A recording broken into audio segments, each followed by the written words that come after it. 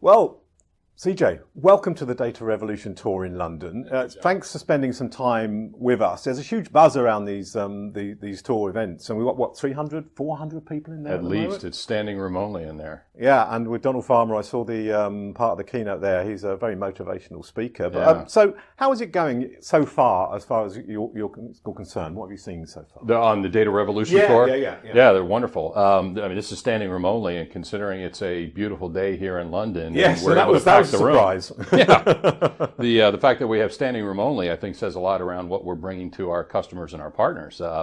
So I've been to a few of these already. This is my European tour this week, and so I had the opportunity to be in Amsterdam again, standing room only. Here in London, this is a much larger crowd, bigger stage. Had the opportunity to listen to Donald there and the future of artificial intelligence, how that plays into what we're doing. Had an opportunity yesterday to speak with several of our customers and partners, and I got to tell you, the excitement around what we're doing as a company and the world that we live in around this third generation. That's a good fit. The third generation side. I mean, and the data literacy has gone down so well, and I think because we are the only people that are doing that, it's a very exciting time indeed. And with the Jordan doing the announcement and Rick doing the announcement today, you know, there's a lot of good stuff going on. But also we've got round and here the new rebranding. How in your opinion has that been received? I love it. Look, it's adding a level of hip and cool, and as you know, I'm pretty hip and cool. You're very hip and cool. Yeah, so there's no getting away from it. Appreciate you saying that. May not be fully true, but I think the image that we're projecting here. First of all, I love the concept of lead with data. Yes.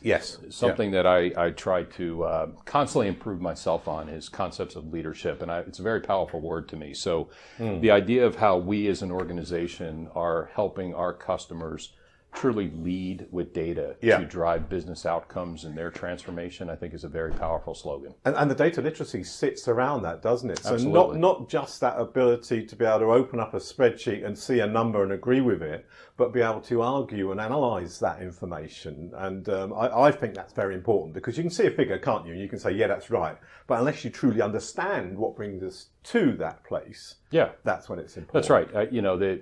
The data's out there, right? I mean, the world that we live in. I was talking to an old colleague of mine. I used to, believe it or not, I actually used to program. Oh, really? Okay. Early, what language? If you remember BASIC and Pascal, I'm and old Fortran. enough to remember that, definitely. Yeah, scary thought, isn't it? But I used to do programming, and the first computer that I had a whopping 4K of memory built into it. Yeah, it's incredible, isn't it? And I upgraded it to 16K, and I thought, wow, how would I ever need this much memory?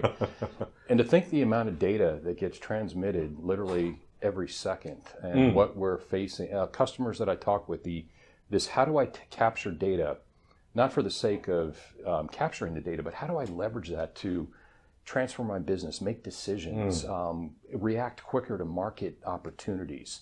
The customers I spoke with yesterday, I've got a packed agenda today speaking with customers here in London, all similar types of concepts of how do we leverage data to truly drive our business. Because we gather it all the time. We bring it together, and we are hoarders of data. Yeah. But what you were saying there, the actual understanding of it, because I interviewed Paul Barth last week, and he was talking about the data swamp. In other words, we are gathering all this data in one place. And that brings us nicely, segued very nicely into Podium and how that's going to be. Again, your thoughts on that, and what have people been saying about that? I'll tell you what's super exciting about this is the world of BI has become, let's face it, a crowded space. There's a lot of players. Now, the good news about that is the fact that it is reaffirmation that we're in a very good space in the world of technology.